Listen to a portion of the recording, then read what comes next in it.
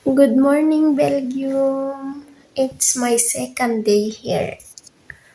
Anong oras na? Time check tayo, guys. Nandito pa tayo sa bed. It's 7:30 a.m.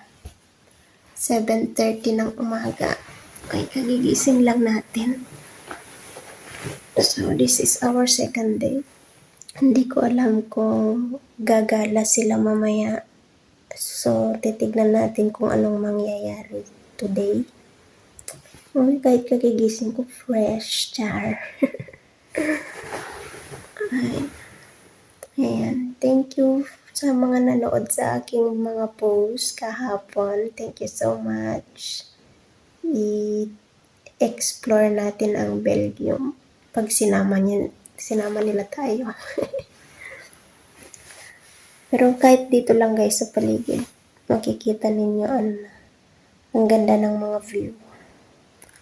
So, yan muna for now. Sana madagdagan pa tong video natin. Yan lang, babangon na ako at magre-ready na rin. Magre-refresh.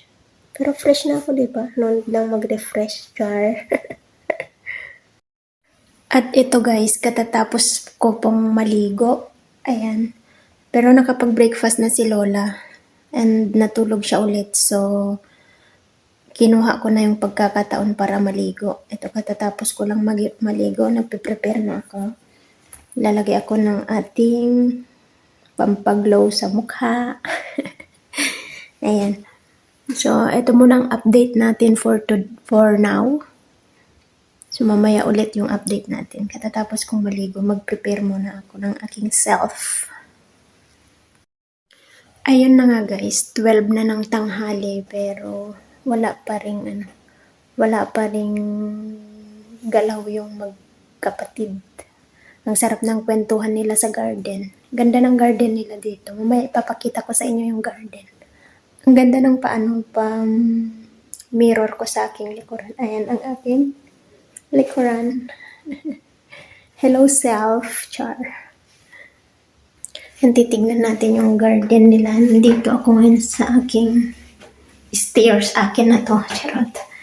And dyan yung likod nila ito guys. Ayan yung bintana. Grabe. Ang ganda ng design ng bahay nila. Napaka-unique. Bintana yan. Pwede ka dito tumalon. Pumunta sa labas. Against the light pala pag ganun.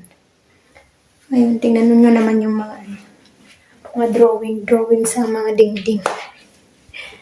Kakaloka yung bunso nilang anak.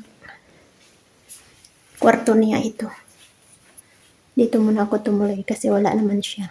Ayan, dami niyang pictures. So, yun lang guys. Mamaya na ulit. So, ayun na nga guys. Nagre-ready ako kasi lalabas daw kami itong outfit ko for today. Ayan.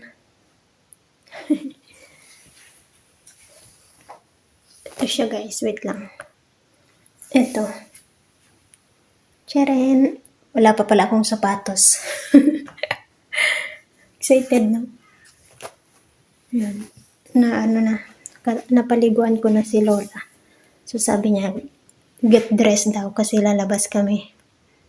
So, let's go! Magsasapatos na tayo guys.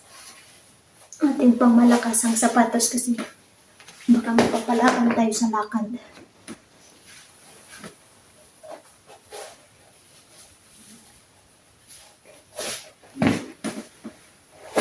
Ayan. Okay.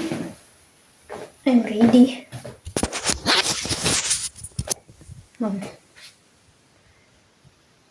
Tarang!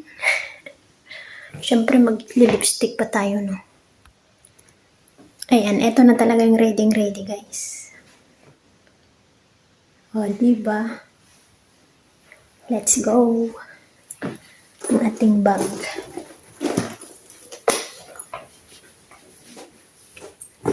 Ay, yung supply ko. Let's go, guys! At heto na nga guys, nandito na kami sa labas. Naghihintay kami ng train. Sasakyan namin papunta doon sa sinasabi ng kapatid ni Lola na malaking park. Big park daw yon, maganda daw doon. So, naghihintay lang kami ng sasakyan namin kasi train yung sasakyan namin. Ito, nakabili na kami ng ticket. So, ito yung pamamasahe natin sa train guys. Walang cash. Ayan, na kami. Ayun, papasok na kami ng train. Ito, nasa loob na kami ng train. Naglalakad na yung train dyan. Tumatakbo na, I mean. So, nandito mga pasahero. Ayan, ang dami din sasakay. Dito kasi guys, parang hindi uso yung may sarili kang sasakyan. Mas sila, mas gugustuhin nilang magsakay sa tren. Kasi, hindi madami ang sasakyan dito. Maganda dito, iwas traffic. Wala kang makikitang traffic.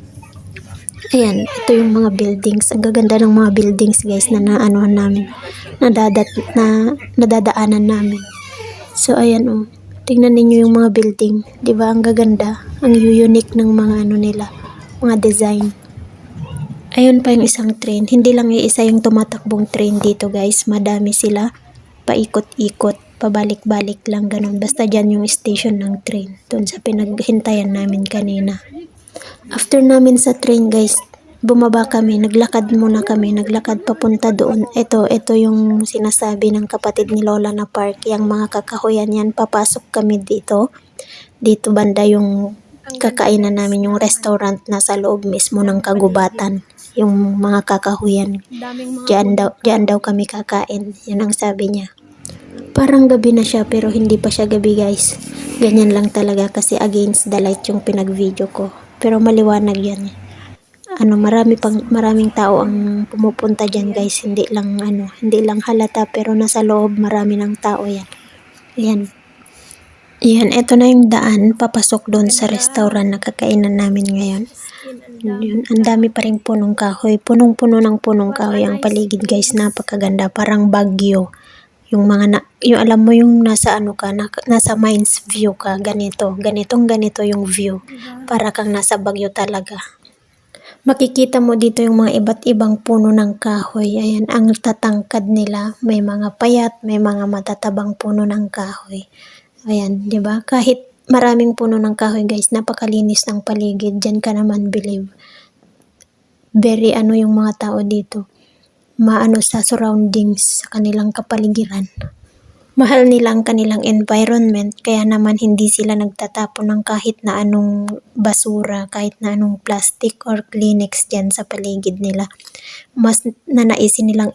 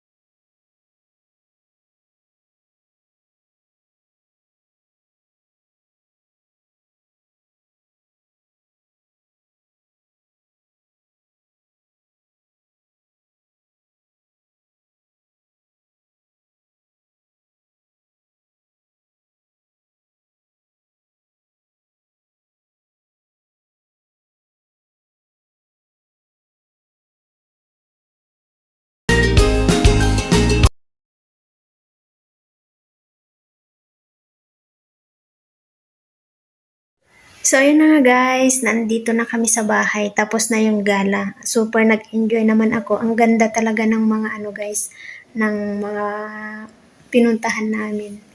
Yung sa park na yon. Sobrang ganda. Mag-e-enjoy kayo sa panonood ng aking video. Yung mga pinuntahan namin.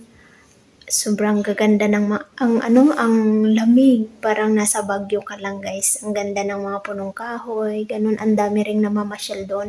Hindi lang tao kundi kasali pati yung mga aso nandoon din sila. Pwedeng-pwede kang magpastol ng aso at maglaro ng aso. Ang dami ring aso doon. May mga nagra-ride ng bike.